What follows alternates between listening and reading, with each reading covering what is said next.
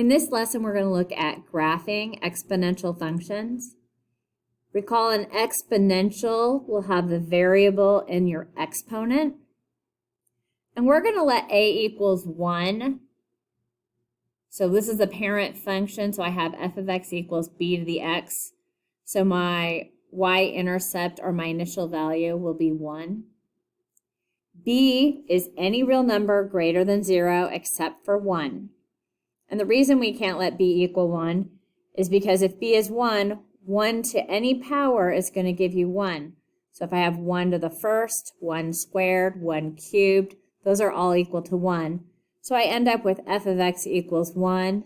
You can think of that as y equals 1. And so I just have a horizontal line if that's the case, which is not an exponential. If b is greater than 1, it's growth. And if b is between 0 and 1, but not equal, it's going to be decay. So our first example, I'm going to graph y, or f of x equals 2 to the x. And so this is an exponential growth equation. So when I graph it as I go from left to right, I should be going up. You can pick whatever values you would like for x. I went ahead and picked x values from -3 to +3. And then I'm going to write my equation here. So f of x equals 2 to the x. If x is -3, plugging -3 in there, I'll have 2 to the -3. And remember, if I have a negative exponent, that will flip to the bottom. So it's 1 over 2 to the third, which is 1 over 8. 2 to the -2. Again, I have a negative exponent, so it flips. And so that'll be 1 over 2 squared, which is 1 over 4. 2 to the -1st is 1 over 2. 2 to the 0, if I have a number to a power of 0, by definition that was 1. We learned that in an earlier lesson. 2 to the 1st is 2. 2 squared is 4. And 2 to the 3rd power is 8. Let's go ahead and graph these. When x is -3, y is up 1/8 of a space. So that's not very much. It's just right above the x-axis there. When x is -2, y is up 1/4 of a space. So about right there. When x is -1, y is 1/2. When x is 0, y is 1. When x is 1, y is 2. So now look at it. It's starting to grow faster now. It was slow at the beginning, and it's increasing a little faster. When x is 2, I have y is 4. So it's jumping up even further now. And then when x is 3, it goes all the way up to 8.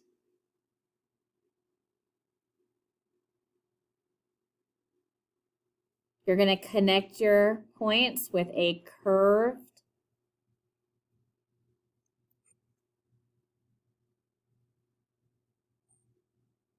and then as x goes to the right, so as x going to the right forever, this graph is going up.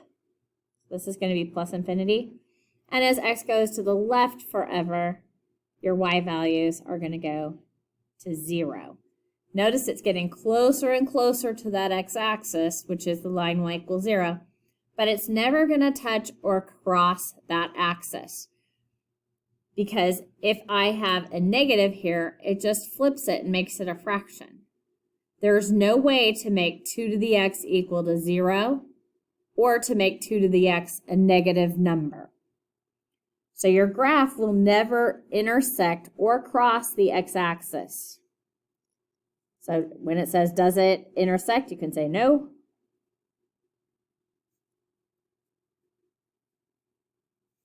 There is no x value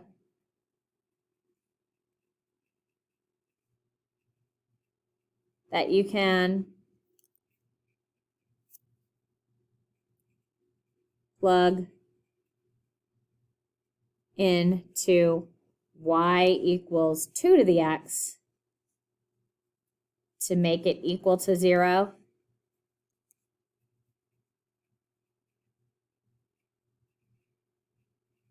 And furthermore, there's no way to make it negative.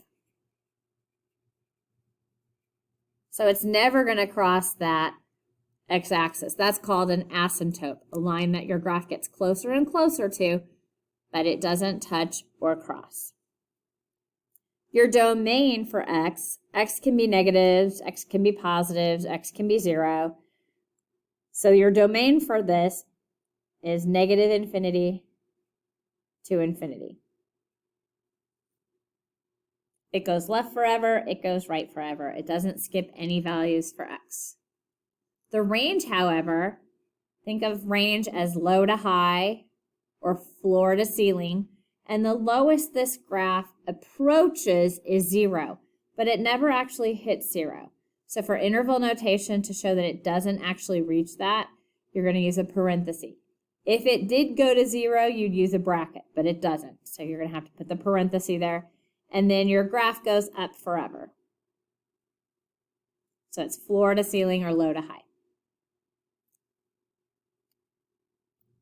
On our next example, I'm going to do 1/2 to the x. And so notice my b value is between 0 and 1. So this is an example of decay. So as I go from left to right, my graph is going to go down. And I again pick just -3 to +3. And so plugging in 1/2 to the -3rd, that just flips this. This negative exponent will flip what's inside. It's going to take the reciprocal. And so that's 2 to the 3rd, which is 8. If I take 1/2 to the -2, that flips what's inside. So that's going to be 2 over 1 to the 2nd now, which is just 4. 1/2 to the -1 will just flip. So it's going to be 2 over 1, which is just 2. And remember, if I take a number to the power of 0, I'm going to get 1. 1/2 to the 1st is just 1/2. 1/2 squared, square the 1 and you get 1, square the 2 and you'll get 4. 1/2 cubed will give me 1, oops, that's a 2. And then 2 cubed is 8. Let's go ahead and graph those points. When x is -3, y is 8. When x is -2, y is 4. When x is -1, y is 2. And on your y-axis, when x is 0, your y value is 1. At x is 1, we have y 1/2. X is 2, we're at 1/4. And when x is 3, y is 1/8. So look at this graph. As you go from left to the right, it is going down. This is exponential decay. And it's going to approach the x-axis again. And if you compare these two graphs, notice they both go through the y-axis at 1, and they're reflections of each other over the y-axis. So that's how your exponential growth and exponential decay are related. The end behavior, as I go to the right forever, notice that your f of x is going to 0. And then as you go to the left forever, your y values are going up. So they're going to infinity. So the domain and the range of both of these graphs are the same.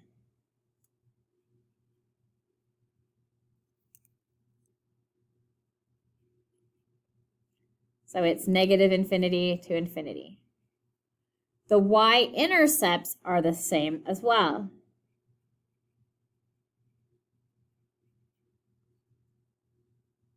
It was y equals 1. Let's look at why that's the case.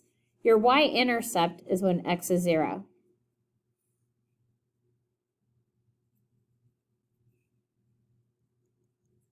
So if I plug in 1/2 to the 0, I get 1.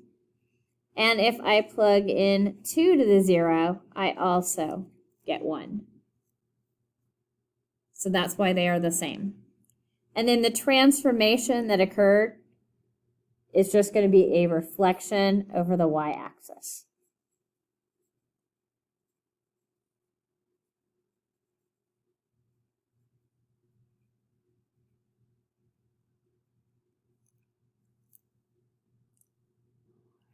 Let's go ahead and summarize what we found. If I have a function in the form f of x equals b to the x, its growth if my b value is greater than 1, its decay if b is between 0 and 1. Here's your picture for exponential growth. As you go from left to right, it's going up. As you go on exponential decay from left to right, notice it's going down. And these two pictures, if you reflect your exponential growth over the y-axis, you get exponential decay. And similarly, if I reflected the exponential decay over the y-axis, I would get exponential growth. The end behavior of an exponential growth function as x goes to infinity, and this is the growth, your y values will go to infinity. So we're looking at up. As I go to the right, it's going up. And as I go to the left, it's going to 0. On the decay ones, so I'm looking at my second graph now. As I go to the right, it's going to 0. And then as I go to the left, it's going to infinity. And use the equation for an exponential point or exponential function and show why the point 1b is on the graph.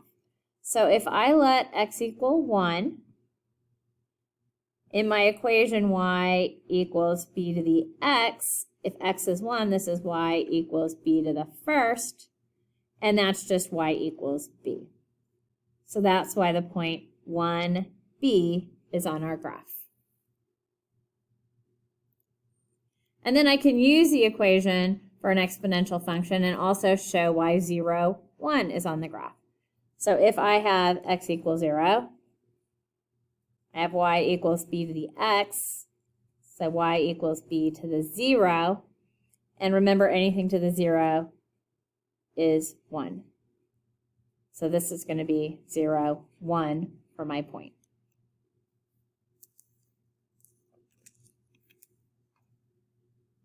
Let's go ahead and practice matching some graphs and determining if they are exponential growth or decay. So this first one I have on A, I have 1 to the x. Remember, B can't be 1, so this is A. On my next graph, A is 7, but B is 1/5. And I'm just looking at my B value here. And so that's smaller than 1, so that one's going to be exponential decay. On C, A is 1, B is 3 in this case.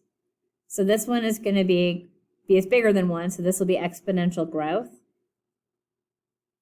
On D, A is 1, my B value is 3/4. 3/4 is between 0 and 1, so that's going to be exponential decay. E, A is 1, my B value is 8/5, which is bigger than 1, so that's going to be exponential growth for E. F, my A value is 1/10, but that doesn't mean that it's going to be growth or decay. You look at your B value. So B value on this is 5, and B is greater than 1, so this one is going to be exponential growth. For G, I have 4 times 1/2 to the x. A is 4, B is 1/2. Your B value is what decides if it's exponential growth or decay, and since B is between 0 and 1, G is going to be exponential decay. And on H, A is 6, B is 1 though. You can't have 1, so on this one, we will have H. And that concludes our notes.